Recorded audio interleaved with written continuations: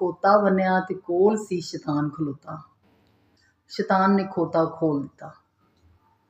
ਉਹ ਵੜ ਗਿਆ ਚੌਧਰੀ ਦੀਆਂ ਫਸਲਾਂ ਵਿੱਚ ਤੇ ਕਰਨ ਲੱਗ ਪਿਆ ਚੌਧਰੀ ਦੀਆਂ ਫਸਲਾਂ ਦਾ ਉਜਾੜਾ।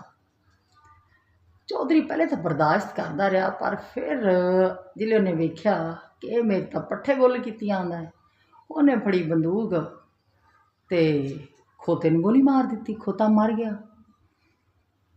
ਜਿਲੇ ਘੁਮਿਆਰ ਨੂੰ ਪਤਾ ਲੱਗਿਆ ਵੀ ਚੌਧਰੀ ਨੇ ਮੇਰੇ ਖੋਤੇ ਨੂੰ ਮਾਰ ਦਿੱਤੀ ਗੋਲੀ, ਤੇ ਖੋਤਾ ਵੀ ਮੇਰੇ ਕੋਲ ਇੱਕੋ ਹੀ ਸੀ ਤੇ ਉਹਦੇ ਤੇ ਪੱਠੇ ਲਿਆਂਦਾ ਲਿਜਾਂਦਾ ਸੀ, ਮਾਲ ਨੂੰ ਪਾਉਂਦਾ ਸੀ, ਉਹਨੇ ਚੌਧਰੀ ਕੋਲ ਬਦਲਾ ਲੈਣ ਪਰੋਂ ਮਨਸੂਬਾ ਬਣਾਇਆ।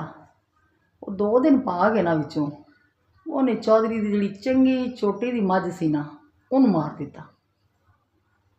ਚੌਧਰੀ ਨੂੰ ਜਿਲੇ ਪਤਾ ਲੱਗਾ ਵੀ ਘੁਮਿਆਰ ਨੇ ਮੇਰੀ ਮੱਝ ਮਾਰ ਦਿੱਤੀ ਹੈ, ਚੌਧਰੀ ਤਾਂ ਹੋ ਗਿਆ ਆਪੇ ਤੋਂ ਬਾਹਰ, ਹੋ ਗਿਆ ਪਾਗਲ। ਉਹਨੇ ਰਾਤ ਦੇ ਹਨੇਰੇ ਵਿੱਚ ਘੁਮਿਆਰ ਦੇ ਘਰ ਨੂੰ ਲਾ ਦਿੱਤੀ ਅੱਗ। ਉਹ ਜਾਨੋਂ ਤਾਂ ਸਾਰੇ ਬਚ ਗਏ, ਪਰ ਜਿਹੜਾ ਘੁਮਿਆਰ ਦਾ ਘਰ ਸੀ ਨਾ, ਉਹ ਸੜ ਕੇ ਸੁਆਹ ਹੋ ਗਿਆ। ਜ਼ਾਹਿਰ ਹੁਣ ਘਰ ਸੀ ਉਹਦਾ ਤੇ ਰਹਿਣ ਨੂੰ ਥਾਂ ਵੀ ਕੋਈ ਨਾ ਬਚੀ।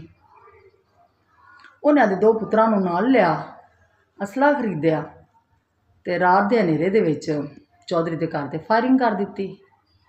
ਉਸ ਫਾਇਰਿੰਗ ਦੇ ਸਿਲਸਿਲੇ ਵਿੱਚ ਚੌਧਰੀ ਦਾ ਇੱਕ ਪੁੱਤਰ ਮਾਰਿਆ ਗਿਆ। ਗੱਲ ਕੋਰਟ ਕਚਹਿਰੀਆਂ ਤੱਕ ਪਹੁੰਚੀ। ਪੁੱਛਗਿੱਛ ਸ਼ੁਰੂ ਹੋਈ।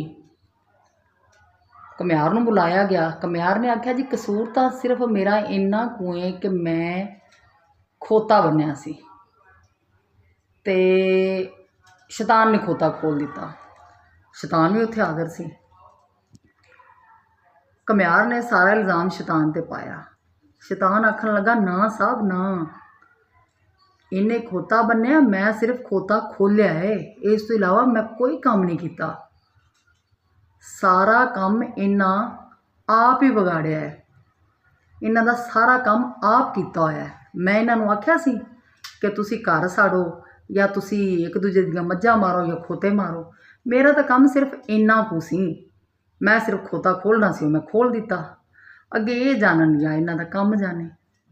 ਗੱਲ ਕਰਨ ਦਾ ਮਕਸਦ ਇਹ ਹੈਗਾ ਹੈ ਕਿ ਲੋਕਾਂ ਦਾ ਕੰਮ ਹੁੰਦਾ ਹੈ ਅੱਗ ਲਾਉਣਾ, ਠੀਕ ਹੈ ਨਾ, ਅਤੇ ਅਗਾਂਹ ਉਸ ਸ਼ੈ ਨੂੰ ਸੰਭਾਲਣਾ ਤੁਹਾਡਾ ਕੰਮ ਹੈ ਕਿ ਤੁਸੀਂ ਕਿਸ ਤਰ੍ਹਾਂ ਦੇ ਗੁੱਸੇ 'ਤੇ ਕਾਬੂ ਕਰਦੇ ਜੇ, ਸ਼ੈਤਾਨ ਨਾਲ ਸ਼ੈਤਾਨ ਬਣ ਜਾਂਦੇ ਜੇ ਜਾਂ ਇਨਸਾਨ ਬਣ ਕੇ ਸ਼ੈਤਾਨੀ ਗੁੱਸੇ ਨੂੰ ਖ਼ਤਮ ਕਰਦੇ ਜੇ। ਸੋਚਿਆ ਜੇ ਲਾਜ਼ਮੀ।